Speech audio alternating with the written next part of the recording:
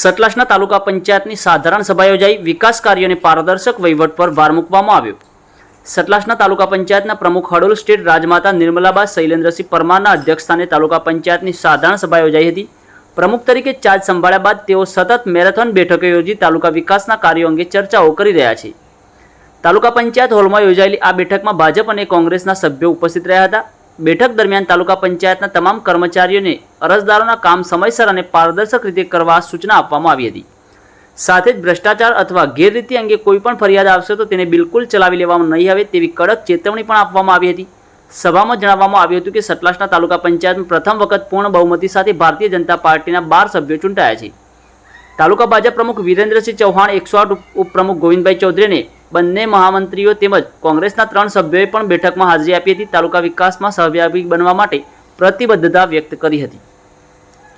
પ્રમુખ નિર્મલાબા પરમારે જણાવ્યું હતું કે તાલુકાની જનતાને કોઈપણ પ્રકારની મુશ્કેલી ન પડે તે માટે તેઓ લોકો માટે હંમેશા ઉપલબ્ધ રહેશે। ઉપરાંત ભાજપના નાના મોટા તમામ કાર્યકરો પણ તાલુકા વિકાસના કામોમાં સક્રિય સહભાગી બનવા અપીલ કરવામાં આવી હતી।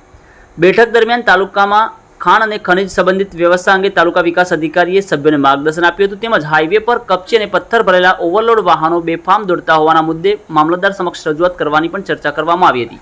સભા બાદ તાલુકા પંચાયત પ્રમુખ નિર્મલાબા શૈલેન્દ્રસિંહ પરમાર, ઉપપ્રમુખ ગોવિંદભાઈ ચૌધરી, યુવા મહિલા ડેલિગેટ લાવણ્યા કુમારી, ભૌમિકભાઈ ચૌધરી અને તાલુકાના વિકાસ અધિકારીએ મીડિયા સમક્ષ આ અંગે વિગતો પણ આપી હતી।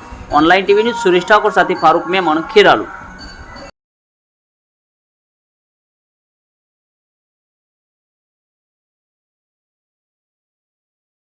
પંચાયતમાં આવતા લોકો માટે શું સંદેશ?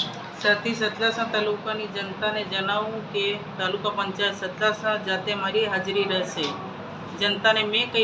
જનતાને જે કંઈ પ્રશ્નો હોય તે અમોને જણાવશો, તેનું નિરાકરણ લાવવાના પ્રયત્નો અમે કરીશું। સામાન્ય સભાની માનનીય તાલુકા પંચાયત પ્રમુખ શ્રી અને બધા સભ્યોની સાથે પ્રથમ મિટિંગ યોજાઈ હતી, જેની અંદર કારોબારી સમિતિ તેમજ સામાજિક ન્યાય સમિતિની રચના કરવામાં આવી। શું વિકાસના કાર્યોની ચર્ચા થઈ? આગામી જે પણ વિકાસના કાર્યો, જે પણ ગ્રાન્ટો આવશે એની અંદર યોગ્ય માર્ગદર્શિકા સાથે તમામ વિકાસના કામો ઉપર સંપૂર્ણ દેખરેખ સાથે આ કામો જેટલા બને એટલા ઝડપી થાય તે પ્રકારની તમામ પ્રમુખશ્રી દ્વારા તમામ સભ્યશ્રીઓને ખાસ બાંયધરી પણ ખાસ આપવામાં આવી છે। કોઈ ખાસ રજૂઆતો ડેલિગેટો તરફથી મળી?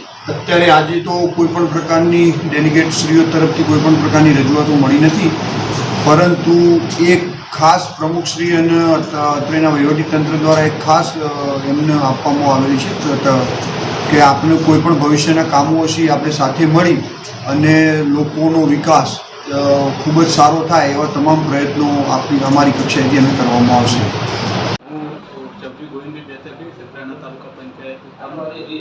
સતલાસના તાલુકાની સામાન્ય સભા મળી અમારા પ્રમુખ સાહેબના સ્થાને અને સર્વ ડેલિગેટ બધા, જેમાં અમે ન્યાય સમિતિની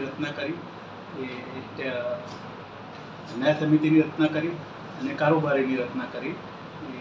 હવે આવતા સમયમાં અમે તાલુકાના કોઈ પણ પ્રશ્નો લઈને કોઈ લોકો આવશે જે જાહેર રીતના લોકોના, એમાં અમે પ્રમુખ સાહેબ અને હું પોતે હાજર રહી અને લોકોના પ્રશ્નોના સમાધાન કરશું અને લોકહિતના કામ અમે કરશું। લોકો સાથે અમે સારા સંકલનમાં રહી અને લોકહિતના કામ અમે કરશું।